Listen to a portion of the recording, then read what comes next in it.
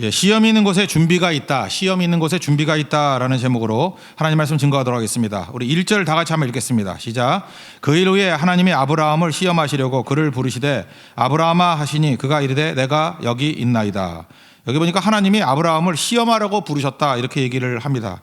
시험의 목적이 뭐겠습니까? 순종 테스트입니다. 아브라함은 결국 100세 낳은 이삭을 번제로 드리라는 시험에 통과했습니다. 그래서 12절을 한번 읽겠습니다. 시작. 뒷부분부터 읽겠습니다. 시작. 내가 내 아들 내 독자에게도 내게 아끼지 아니하였으니 내가 이제야 내가 하나님을 경외하는 줄을 아노라. 여기서 약간의 의구심이 있죠. 하나님께서는 전능하신 하나님이신데 뭘 몰라서 아브라함이 순종할지 안 할지 몰라서 이렇게 시험했는가 이런 생각이 듭니다. 이제 그럴 리가 없겠죠. 그래서 데오드르 앱이라는 사람은 이렇게 얘기를 했습니다. 이거는 하나님이 알려고 하는 시험이 아니라 아브라함 스스로가 깨닫게 만들려고 하는 시험이었다. 그것도 일리가 있다고 생각을 합니다. 욥의 시험도 마찬가지죠. 하나님께서 마귀에게 욥의 시험을 과시하려고 한 시험이라기보다도 욥 자신의 믿음이 어느 정도 수준인지를 스스로 깨닫게 만들기 위해서 주시는 시험이다. 저는 이게 맞다고 생각을 합니다. 우리 학교에서 시험을 봅니다. 시험을 볼 때 이게 뭐 대외적으로 네가 얼마 정도 실력이 있는지를 알려주는 것도 있지만 이 모의고사 그런 게 있지 않습니까? 그거 왜 보는 거죠? 내 자신의 실력과 수준이 어느 정도인지를 스스로 체크하는 거죠. 그래야 공부를 할 수 있잖아요. 마찬가지로 지금 시험 보는 목적이 아브라함 네가 네 수준을 모르지 네가 이 정도 겪어봐야 네 수준을 알게 된다. 스스로 깨닫게 됐다는 거예요. 내가 하나님 앞에 이렇게 순종하는 믿음이었구나. 이걸 깨닫게 된다는 것입니다. 그런 의미에서 우리가 맨날 들었죠. 시험이라는 말하고 유혹이라는 단어 이게 좀 구분해야 된다고. 테스트하고 템프테이션은 좀 구분을 해야 된다고요. 시험은 뭡니까? 우리 성장을 위한 것, 우리를 세우기 위한 것. 유혹은 뭐죠? 우리를 넘어뜨리고 망하게 만드는 것. 그러니까 시험은 하나님이 허용하시는 거지만 유혹은 마귀가 주는 거다 이렇게 얘기할 수 있겠죠. 이거 정확히 구분할 수 있는 게 야고보서 1장에 나옵니다. 1장 2절부터 보니까 여러 가지 시험 당하거든 온전히 기쁘게 여기라. 3절에 뭐라 그래요? 믿음의 시련이 인내를 만들어내는 줄 니네가 안다. 그리고 4절을 보니까 인내를 온전히 이루면 세 가지 온전하고 구비하여 조금 더 부족함이 없게 만든다. 이게 뭐예요? 시험의 유익이죠. 시험 봐가지고 우리가 성장하게 만든다는 거예요. 온전해지고 구비해지고 부족함이 없게 만드는 거. 하나님께서 아브라함 이렇게 만드셨잖아요. 시험을 통해서 높은 수준으로 올라가게 만드시더라. 그런 얘기입니다. 반대로 유혹은 뭐죠? 야고보서 1장 13절 보니까 사람이 시험을 받을 때 내가 하나님께 시험을 받는다 하지 말지니 하나님이 시험을 받지도 아니하시고 아무도 시험하지 아니하신다. 여기서 시험은 뭐겠어요? 유혹이겠죠. 유혹은 마귀가 주는 거지 하나님이 유혹하는 게 아니라는 것입니다. 오히려 하나님께서는 마귀의 유혹을 역이용해 가지고 시험으로 만들어버리죠. 성장의 도구로 만들 때도 종종 있습니다. 그러나 마귀가 유혹하는 거지 하나님이 유혹하는 건 아니라는 것입니다. 어쨌든 간에 아브라함은 이 믿음의 시험에 통과했습니다. 어떻게 했죠? 즉각적인 순종으로 100% 순종으로 통과했다는 것입니다. 뭘 보고 알 수 있죠? 아침 일찍이 떠났다 그러죠. 3절에 보니까. 그러니까 순종할 때 머뭇거리거나 또는 뭐 고민하거나 지체하거나 흔들림 이런 게 전혀 없었다라는 것입니다. 이게 아브라함이 지금 이게 죽기 직전에 이제 두 가지 남았거든요. 죽으려고 그 무덤 사는 거, 막벨라굴 사는 것과 아들 장가 보내는 거 두 가지 빼놓고 이제 아브라함 죽어요. 이제 마지막에 절정의 믿음의 모습을 보이고 있는 것입니다. 아브라함은 지금 뭘 깨달은 거예요? 믿음이라는 것은 감정 따라가는 게 아니라 말씀 따라가는 거다. 믿음이라는 것은 내 생각 따라가는 게 아니라 말씀 따라가는 거다. 그래서 지금 이걸 순종한 거예요. 내가 이해 납득 공감이 되든 안 되든 간에 하나님 말씀 따라가면 무조건 승리했는데 내 감정 따라가면 100% 실패했죠. 내 생각 따라가면은 괜히 애굽에 내려가는 것도 보십시오. 그 개망신 당하다 돌아왔잖아요. 그러니까 실패하더라. 그러니까 지금 노년에 아브라함이 깨달은 게 뭐냐? 무조건이에요. 무조건 말씀 따라가야 승리할 수 있다. 그러니까 말씀 따라가서 순종해야 승리할 수 있다. 이것 깨닫고 순종했다는 것입니다. 근데 이건 굉장히 큰 딜레마에 빠진 거죠. 이게 왜 절정의 믿음이냐 하면은 말씀 따라간다. 예, 좋습니다. 그러니까 말씀 따라가는 거예요. 그런데 이게 딜레마에 빠지잖아요. 모순과 이성에 맞지 않잖아요. 두 가지 때문에 그렇습니다. 첫째는 하나님께서 이스마엘 낳았더니 이것도 아니라고 그러잖아요. 네 몸에서 날 이삭이 내 후손이 되고 하늘의 별과 같이 될 것이다. 이거 하나님 명령이죠. 말씀이죠. 그러니까 이삭을 통해서 내 후손이 번성해질 거다. 이삭이다. 분명히 얘기를 했다고요. 근데 명령은 뭡니까? 이삭을 번제로 바치라는 거예요. 모순이잖아요. 이삭을 통해서 후손이 나온다 그러는데 이삭을 또 번제로 죽이라니 이게 모순 아닙니까? 조화가 되지 않잖아요. 그렇지만 말씀 따라갈 때 아브라함은 여러 가지 뭐 생각도 했겠죠. 뭘 생각했어요? 대책은 없지만 하나님이 대책을 세워 주실 것이다. 이게 믿음이에요. 우리가 믿음의 전 단계를 순종하기 전에 보면은 어떤 때는 모순같이 보일 때가 되게 많아요. 이게 풀릴까? 근데 말씀 따라 순종하다 보면은 모순같이 보이는 것 그 위의 단계에 하나님의 뜻을 보여줄 때가 있다라는 것입니다. 그래서 여기 5절을 한번 읽겠습니다. 5절 시작. 이에 아브라함이 종들에게 이르되 너희는 나귀와 함께 여기서 기다리라. 내가 아이와 함께 저기 가서 예배하고 우리가 너에게로 돌아오리라 하고, 지금 번제로 드리러 간다 그러는데 뭐라 그랬어요? 예배 드리고 너에게 돌아오리라. 종들에게 그렇게 얘기해요. 반드시 돌아올 것이라는 확신이 있었던 거예요. 무슨 얘기입니까? 하나님이 대책을 세워 주셨을 것이다. 그래서 우리는 알고 가는 게 아니라 믿고 간다라는 말이 여기에서 나온다는 것입니다. 또 아이 이삭이 또 얘기하죠. 불가나무는 여기 있는데 번제할 어린 양은 어디 있습니까? 그랬더니 하나님이 친히 준비해 주었다. 이것도 한번 읽어볼까요? 7절 8절 읽겠습니다. 시작. 이삭이 그 아버지 아브라함에게 말하여 이르되 내 아버지여 하니 그가 이르되 내 아들아 내가 여기노라. 이삭이 이르되 불가나무는 있거냐 번제할 어린 양은 어디 있나이까? 아브라함이 이르되 내 아들아 번제할 어린 양은 하나님이 자기를 위하여 친히 준비하시리라 하고 그 두 사람이 함께 나아가서, 모순입니다. 모순임에도 불구하고 순종하게 되면 믿음의 성장 정도 아니죠. 믿음의 도약이 일어나게 된다는 것입니다. 이때 아브라함이 무슨 생각을 했을까? 이 아브라함의 생각에 대한 해석이 믿음장이라고 얘기하는 히브리서 11장에 나오거든요. 거기 17, 18, 19절에 보면은 이때 아브라함의 행동과 헷갈림과 그 다음에 아브라함이 예상했던 것들, 이런 것들을 말하고 있습니다. 히브리서 11장 17절 보니까 아브라함은 시험을 받을 때 믿음으로 이삭을 드렸으니 그는 약속들을 받은 자로되 그 외아들을 드렸느니라. 그에게 이미 말씀하시기를 내 자손이라 칭할 자는 이삭으로 말미암으리라 하셨으니. 그러니까 여기서 모순을 깼다는 거예요. 네 후손은 내 자손이라 하면 이삭으로 말미암는 후손이다. 근데 이삭을 드리라 그랬다라는 거예요. 지금 모순 헷갈린다 그 얘기 아니에요? 그때 19절 이렇게 풀었다라는 거예요. 그가 하나님이 능히 이삭을 죽은 자 가운데서 다시 살리실 줄로 생각한지라. 비유컨대 그를 죽은 자 가운데서 도로 받은 것이니라. 뭘 생각했다는 거예요? 내가 죽인다 할지라도 하나님이 전능하신 하나님이니까 다시 살리겠지라고 하는 부활신앙을 갖게 되었다라고 히브리 기자는 지금 해석을 하고 있습니다. 그러니까 뭐예요? 우리가 모순같이 보이는 일들도 말씀대로 순종하다 보면은 그 당시 수준에선 도저히 이해를 못할, 즉 예수님 오시기도 전이잖아요. 그런데 예수님의 십자가와 그 이후의 부활까지도 예상하게 되는 이런 믿음을 갖게 되었다는 것입니다. 그래서 감당치 못할 시험이 사실은 우리에게는 엄청난 믿음의 도약을 만들어 준다는 것입니다. 여러분 삶 가운데 지금도 순종하기 힘든 일들이 있죠. 모순같이 보이고 너무 벅차 보이고. 그렇지만 말씀 따라 가십시오. 그러면 하나님께서 여러분의 삶을 뒤집어 주실 것입니다. 하나님은 뒤집기의 명수고 역전의 명수라는 것입니다. 여기서 여호와 이레라는 말이 나오죠. 하나님이 그 순양 걸리게 만들어서 이렇게 대신 아들 대신에 드리게 만들지 않습니까? 원래 이레라는 말의 원뜻은 보다라는 뜻이에요. 보다. 여호와 이레, 여호와께서 보시다. 이걸 뭐라고 해석했냐면 여호와께서 준비하신다, 이렇게 해석을 했습니다. 저는 뭐 다 맞다고 생각을 합니다. 그죠? 보는 게 준비죠. 그러니까 여호와께서 보신다, 미리 보신다. 그러니까 우리가 모든 시험 가운데 순종하게 되면 그 다음 일들 다 보신다는 거예요. 그게 바로 뭐예요? 하나님께서 준비해 주신다, 그런 얘기죠. 13, 14절 읽겠습니다. 시작. 아브라함이 눈을 들어 살펴본즉 한 순양이 뒤에 있는데 뿔이 수풀에 걸려 있는지라. 아브라함이 가서 그 순양을 가져다가 아들을 대신하여 번제로 드렸더라. 아브라함이 그 땅 이름을 여호와 이레라 하였으므로 오늘날까지 사람들이 이르기를 여호와의 산에서 준비되리라 하더라. 여기서 중요한 포인트가 하나 나오는 거예요. 그게 바로 뭐냐? 우리의 삶 가운데 시험이 임하죠. 시험이 임하는 곳에 반드시 하나님의 준비가 있다는 것입니다. 여러분 믿습니까? 준비가 있다라는 거예요. 그러므로 시험이 뜨면 나는 시험만 보잖아요. 하나님의 준비도 뜨고 있다는 것을 반드시 봐야 된다는 것입니다. 하나님은 우리의 모든 것을 다 미리 보고 계시는 거예요. 그리고 준비하고 계신다는 것입니다. 그러므로 우리가 순종만 하면 돼요. 그러면 하나님의 준비하신 것들을 체험하게 된다는 것입니다. 그 앞장에 보면은 하갈 쫓아내는 거 나오죠. 하나님이 쫓아내라 그러잖아요. 하갈. 근데 믿은 대로 순종하지 않았습니까? 아들과 함께 쫓겨났습니다. 뭐 마실 물도 없고 막 그런 일이 벌어졌어요. 그때 하나님께서 명령하셨을 뿐만 아니라 또 뭘 했어요? 시험이잖아요. 이 하갈에게는 준비해 두셨어요. 21장 19절 보니까 하갈의 눈을 밝히셨으므로 샘물을 보고 가죽 부대에 물을 채워다가 아이에게 마시게 했다, 이런 얘기 나오잖아요. 그러니까 하나님께서는 하갈이 시험당함과 동시에 순종하니까 뭐가 나와요? 광야에서도 샘물을 예비하시는 일들이 벌어지게 되더라는 것입니다. 이거 고린도전서 10장 13절 말씀, 이게 정확한 해석이죠.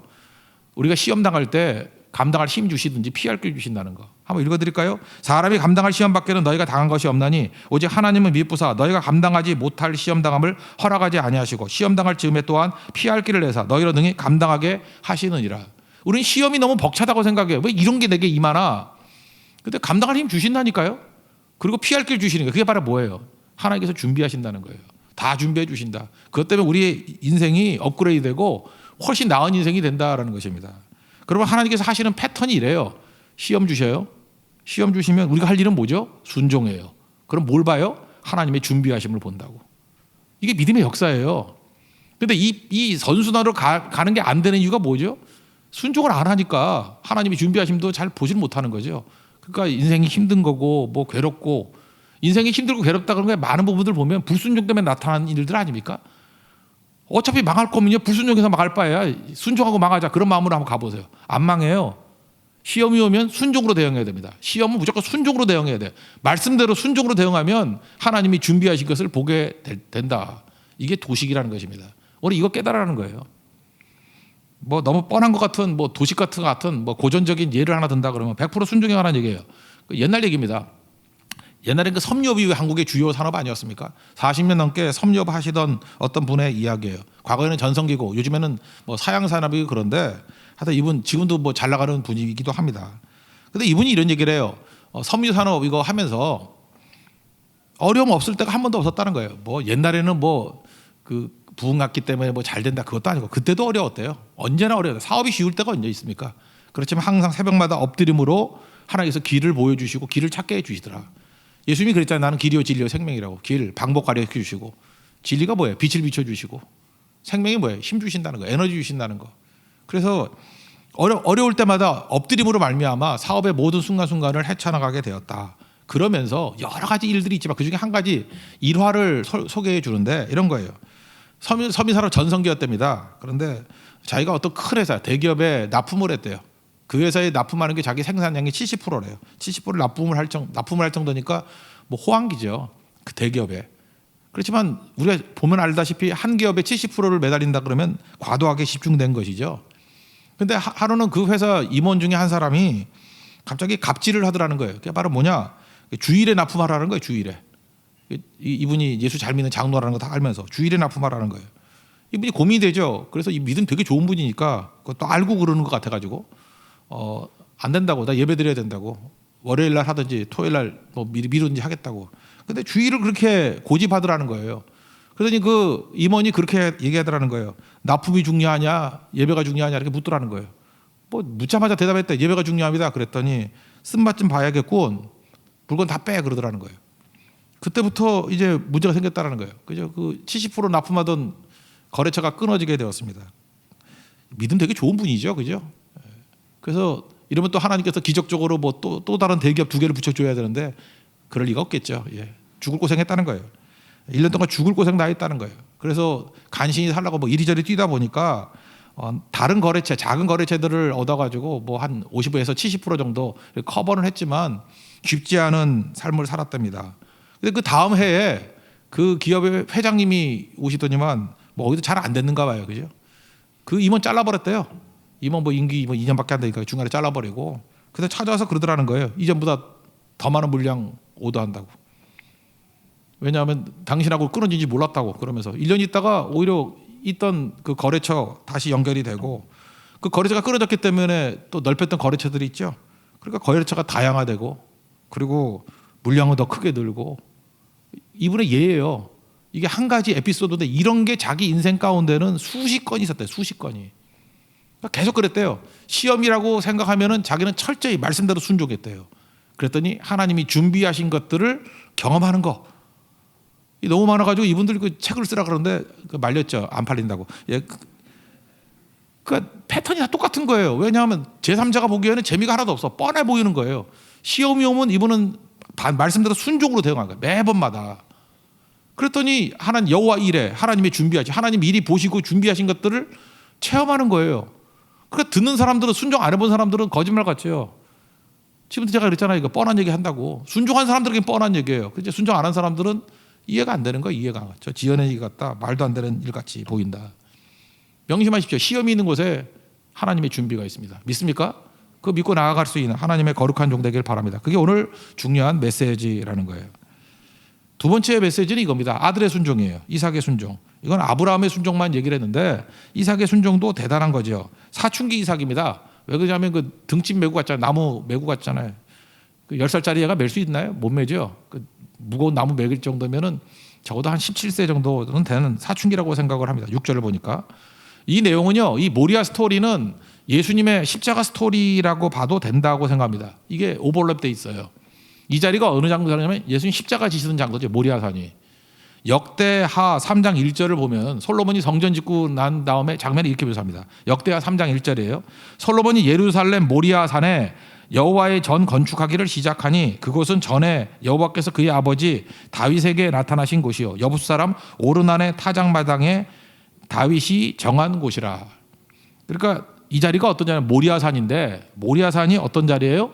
오르난의 타작마당 거기서 제사 드린 자리라는 거예요. 이 자리가 그 사무엘하 24장에 보면은 인구 조사해 가지고 전염병 도는 거 있지 않았습니까? 그때 하나님 앞에 예배 드렸을 때 하나님이 용서해 주신 자리가 있죠. 사해 주신 자리. 그게 모리아산이었다는 거예요. 모리아산 그다음에 오르난의 타작마당. 그 자리에 솔로몬이 뭘 세웠어요? 성전을 세웠고 그 자리에서 예수님 십자가 지셨고 그 얘기예요 지금. 그러니까 이 모리아산의 스토리는 예수님 스토리로 오버랩돼서 봐도 된다라는 것입니다. 그렇게 본다 그러면 3절에 두 명의 종 데리고 갔죠. 그러니까 아브라함을 하나님으로 본다 그러면 이삭과 함께 두 명의 종을 데려갔죠. 뭐가 연상이 돼요? 십자가상의 좌우 강도 두 명의 종. 그 다음에 제3일 걸렸죠. 3일길. 예수님 십자가 지시고 무덤 속에 내려갔던 길 3일길. 또 6절에 보니까 이삭에게 지우고 그랬죠. 예수님도 십자가 지실 때 본인이 십자가를 메고 가셨죠. 골고다까지. 이제 똑같은 그런 장면들이 오버랩되어 있다는 것입니다. 아들을 죽이는 아버지, 하나님의 심정 아니겠어요? 그래서 아브라함에게 하나님의 심정을 이해하라 뭐 이런 것도 될 수 있겠죠. 그러나 오늘 핵심이 이거예요. 아들이 이삭을 한번 놓고 보자는 거예요. 이삭이 17살입니다. 그러면 아버지는 117세일 거고 힘이 누가 더 셀까요? 뭐 당연히 뭐 사춘기 아들이 더 세겠지. 그죠? 그런데도 불구하고 여기 보니까 결박하는데 가만히 있는 모습 보이지 않습니까? 예수님 모습 아니에요? 아버지가 죽으라 그럴 때 예수님이 길길이 뛰셨나요? 그렇게 안 했잖아요. 예수님 뭐라 그래요? 도수장에 끌려가는 어린 양과 같이 털 깎는 자 앞에서 잠잠한 양같이 침묵하면서 끌려갔다고. 이삭의 순종, 이게 예수님의 순종하고 비슷해 보이지 않습니까? 이런 모습이 있더라는 거예요. 그래서 결박당했다가 맞는 거죠. 결박당했다. 이삭은 결박당한 거죠. 인생은 수동태니까. 9절을 읽겠습니다. 시작. 하나님이 그에게 일러주신 곳에 이른지라 이에 아브라함이 그곳에 제단을 쌓고 나무를 버려놓고 그의 아들 이삭을 결박하여 제단 나무 위에 놓고. 그러니까 묶인 거죠. 묶임 당한 거죠. 결박당한 거죠. 이게 순종하는 거예요. 철저히 순종하는 거. 예수님도 그러지 않았습니까? 겟세마네 동산에서 할 수만 있으면 이 잔을 옮겨달라고. 그러나 나의 원대로 마옵시고 아버지의 원대로 하옵소서. 그게 뭐예요? 예수님이 십자가를 당하신 거죠. 아버지의 뜻대로. 그죠? 순종 당하신 거죠. 이게 되게 중요하다는 거예요. 인생은 수동태입니다. 그래서 여러분들 인생 어떻게 살아야 되냐? 좀 젊으신 분들은 그럴 거예요. 인생 내 뜻이 있고 내 뜻, 내 계획이 있고. 근데 좀 살아보세요. 내 뜻대로 되는 거 하나도 없고요. 계획대로 되는 거 하나도 없어요. 하나님이 이끄시는 대로 되는 거지. 그래서 시간이 가면 갈수록 별로 계획도 없고 뜻도 없고 내 주의 뜻대로 행하시옵소서 그게 더 맞는 것 같아요. 내 인생은 주인이 하나님이시거든요. 하나님께 내 인생을 끌고 가는 거지. 그래서 잘 보면요. 뭐 교회도 마찬가지예요. 교회도 내가 개척했다. 웃기는 소리 하지 마. 개척 당했다가 맞아요. 뭐 하고 싶어 하나? 개척 당한 거지. 그다음에 처음에는 그러죠. 내가 기도한다고. 난 요즘에 기도가 잘 돼. 기도할 거야. 반대로 보면 기도 당하는 거예요. 내가 기도하는 사람이 아니었는데 기도하지 않을 수 없는 상황으로 가는 거예요, 내가. 그래서 기도했다라기보다도 요즘엔 그런 표현을 내가 잘 쓰는 것 같아. 기도 당했어 이런 거. 우리가 선교를 합니까? 선교를 뭘 알고 가요 우리가? 이상하게 하나님께서 다리를 놓고 연결시켜 가지고 가지 않으면 안 될 수밖에 없는 상황을 만드세요. 그래서 사절에도 없는 말이지만 선교 당했어요 우리는. 선교 당하는 거죠. 모든 종교는 자기 성취에 초점을 두고 있지만 기독교만은 자기 부인에 초점을 두고 있어요. 내가 부인되면 부인될수록 내가 죽으면 죽을수록 내 안에서 하나님께서 하나님의 뜻 가운데 이끌어 가시니까 나는 당했다고 느끼지만 당할 때 최고의 인물이 된다는 거예요. 당할 때. 이삭도 결박 당할 때 최고의 인물이 된 거예요. 예수님도 결박 당할 때 최고의 능력의 역사가 나타나서 죄악의 모든 세력들을 다 물리치지 않았습니까? 갈라디아 2장 20절이 뭐예요? 그리스도 안에 그리스도와 함께 십자가 못 박겠다고. 이제는 내가 사는 것 아니야. Not I but Christ lives in me. 내 안에서 그리스도께서 사신 것이다. 그때 제일 강한 능력이 임하게 된다라는 것입니다. 그러므로 우리도 잊지 마십시오. 하나님 앞에서 이 아들의 순종, 예수님의 순종, 이삭의 순종과 같이 우리도 하나님의 말씀 앞에 순종 좀 당하는 인생이 되십시오. 그때 베스트 인생이 될 수 있다라는 것입니다. 여기 마지막에 축복이 나오는데 이렇게 순종 당하니까, 결박 당하니까 복 준다, 번성하게 된다. 이거 맨날 하시던 약속이었죠. 하나 더. 내 씨가 누구예요? 궁극적으로 예수님이고 짧게는 이삭이죠. 또 짧게는 우리죠. 순종 당한 백성들, 대적의 성문을 차지하리라 이렇게 얘기합니다. 대적의 성문이 뭐겠어요? 마귀를 멸하리라.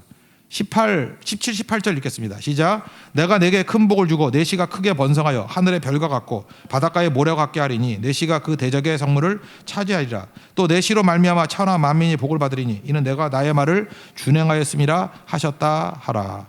여러분 인생 어떻게 살아야 되겠습니까? 말씀에 좀 당하는 인생을 사십시오. 내 뜻대로 살지 말고, 야, 내가 오늘도 내가 내 뜻대로 뭘 하려고 그러다가 말씀에 당했어.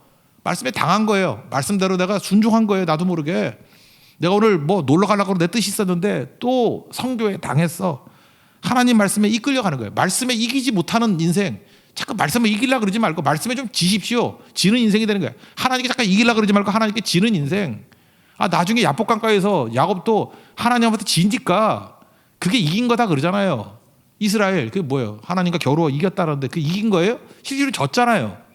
하나님을 굴복하면서 축복해 주세요, 은혜 주세요. 졌잖아요. 자기가 지고 나니까 하나님이 그게 이긴 거야 그러잖아요. 오늘도 우리가 똑같은 말씀이라는 거예요. 이게 순종에 져버렸잖아요. 순종에 당해버렸잖아요. 이삭이 그게 이긴 거라고. 예수님도 자기 뜻은 너무 힘들어가지고 이 잔을 웬만하면 좀 피하게 해주세요. 졌잖아요. 근데 아버지 뜻을 하게 해달라고. 그게 승리라고. 대적의 문을 무너뜨리는 능력이 임하게 된다라는 것입니다. 그래서 어떻게 살아야 되겠느냐? 여러분 하나님 말씀에 지는 인생 사십시오. 말씀에 당하는 인생 사십시오. 순종에 당하는 인생. 그게 제대로 사는 인생이라는 것입니다. 그래서 오늘 아브라함 믿음 같은 거에서 볼 수 있는 게 뭐냐? 아브라함의 입장이에요. 내게 시험이 뭐예요? 고난, 어려움 이런 거죠. 고난, 어려움이 있을 때 동시에 생각하라는 거예요. 순종하면 하나님께서 예비된 준비가 있다라는 거예요. 여러분 하나님의 준비를 맛보기 위해서는 순종이 필요합니다. 순종하면 하나님의 준비를 맛보게 될 것입니다. 그래서 시험만 바라보지 말고 순종을 통해서 하나님의 준비된 모습들을 바라볼 수 있는 믿음의 종 되기를 바랍니다. 또 이삭의 입장에는 뭐예요? 순종 당하라는 거예요. 결박 당하라는 거예요. 말씀에 지라는 거예요. 좀 지라는 거. 그러면 그때가 내가 제일 강할 때입니다. 원수의 문을 무너뜨리는 마귀의 모든 것들을 멸해버려. 예수님이 그랬잖아요. 십자가 순종했더니 졌잖아요. 말씀에 당해버렸더니 그게 마귀의 모든 권세를 깨버리는, 모든 인류를 구원하는 승리가 되지 않습니까? 십자가보다 강한 능력이 있어요. 우리도 마찬가지입니다. 말씀에 당하고 순종에 당할 줄 아는 믿음의 종 되기를 축원합니다. 마지막 하나 팁같이 짧게 얘기한다 그러면 여기 족보가 나와요. 족보가 나오는데 그 나홀의 족보가 쭉 나오거든. 이유는 뭐냐? 딱 하나예요. 리브가 때문에 그래요. 나중에 이삭의 부인 되는 사람이 리브가거든요. 족보 잠깐 간단히 설명하면 머릿속으로 한번 그려보세요. 그 데라에게는 아들이 셋이 있었어요. 첫 번째 아들이 아브라함, 둘째 아들이 나홀, 세 번째 아들이 하란. 근데 하란은 일찍 죽었어요. 셋째 아들이 일찍 죽었어요. 다시 아브라함, 나홀, 하란은 일찍 죽고 애가 둘이었어요. 하나는 롯이고 또 하나는 밀가라는 딸이에요. 아시겠죠? 이 둘 낳고 죽었어요. 그래서 아브라함이 롯 데리고 나왔잖아요. 조카. 근데 이 밀가가 누구하고 결혼했냐면 자기 삼촌하고 결혼했어. 나홀하고. 옛날에는 하여튼 족보가 이상했어. 그죠? 예. 그러니까 나홀이 또 밀가하고 결혼을 했다고. 그러니까 옛날에는 그 근친 결혼이 많았어요. 그렇게 됐는데 이 나홀과 밀가 사이에 아들이 8명이 있다라는 거예요. 쭉 나오는 거 8명. 8명 중에 막내 아들 이름이 부두엘이에요. 부두엘인데 부두엘이 왜 중요하냐? 이 8번째 아들. 다윗도 8번째 아들이었는데 여기도 또 나홀의 8번째 아들이 부두엘이 리브가를 낳았어요. 리브가. 그러니까 리브가가 나중에 이삭하고 결혼하게 된 거죠. 그러니까 이거를 설명하자고 지금 족보를 집어넣은 거라고. 그러니까 이 족보 이삭과 리브가는 오촌 아저씨 뻘이야. 힘들면 내가 설명해 줄까요? 리브가 아버지가 누구예요? 부두엘 1촌. 부두엘 아버지가 누구예요? 하란 죽었지만 2촌. 하란의 아버지가 누구예요? 데라 3촌. 그 다음에 데라의 아들이 누구예요? 아브라함 사촌. 아브라함의 아들이 누구예요? 이삭 오촌. 그 오촌 아저씨죠. 그렇게 해서 결혼하게 됐다라는 거예요. 그죠? 믿음의 가정에서. 여기서 우리에게 보여주는 메시지는 이거라고 생각합니다. 잘 보세요. 이삭과 리브가를 한번 보자는 거예요. 이게 메시아의 계보인데 이삭은 기적적으로 태어났죠. 100세에 태어났으니까 아버지가 100세일 때. 그러나 리브가는 정상적인 일상을 통해서 태어났다라는 거예요. 둘이 합쳐져서 하나님의 놀라운 일들을 이루더라. 난 이것도 메시지라고 생각을 해요. 우리 신앙생활이라는 게 뭐냐? 하나님 앞에 순종하면 하나님의 기적을 맛보게 됩니다. 기적을 맛보고 기적으로만 인생 사는 거 아니에요. 일상의 순종을 통해서 또 살아야 돼요. 일상의 순종. 또 일상의 순종을 살다 보면 하나님께서 어느 순간인가 우리에게 아까 그 섬이어 하던 그 장로님 같이 또 기적 같은 일들이 막 벌어져요. 그죠? 그럼 맨날 그것만 기대하고 있으면 안 돼요. 또 다시 일상의 삶을 살아야 된다고. 이게 이삭의 삶이 있고 리브가의 삶이 있어요. 이게 같이 가게 될 때, 교체하게 될 때 이게 성도의 삶이다. 오늘도 여러분들 삶 속에서 많은 기적들이 나타나기를 원합니다. 그러나 인생에는 일상의 섬김도 필요하다는 거예요. 순종을 통해서 주님과 동행할 수 있는 하나님의 거룩한 종 되기를 바랍니다. 그러니까 결론은 뭐예요? 내 삶이 주님의 것이라는 거예요. 시험이 온다 할지라도 우리 주님께서 그죠? 준비도 동시에 하신다는 거예요. 또 내가 내 뜻 안 가지고 살더라도 말씀대로만 따라가서 살다 보면 내가 말씀에게 당하고 순종당하고 말씀 따라 내가 이렇게 지게 되면 내 인생의 베스트는 거기서 온다는 거예요. 내 뜻대로 다 될 땐 여러분 인생이 50점도 안 돼요. 그렇지만 내가 말씀에 당하고 순종에 당할 때 인생은 베스트 오브 베스트, 최고의 인생을 살 수 있다는 것입니다. 여러분 말씀에 당하는, 순종에 당하는 거룩한 인생 되기를 축원합니다. 자리에서 일어나겠습니다. 내 삶은 주의 것 찬양하겠습니다.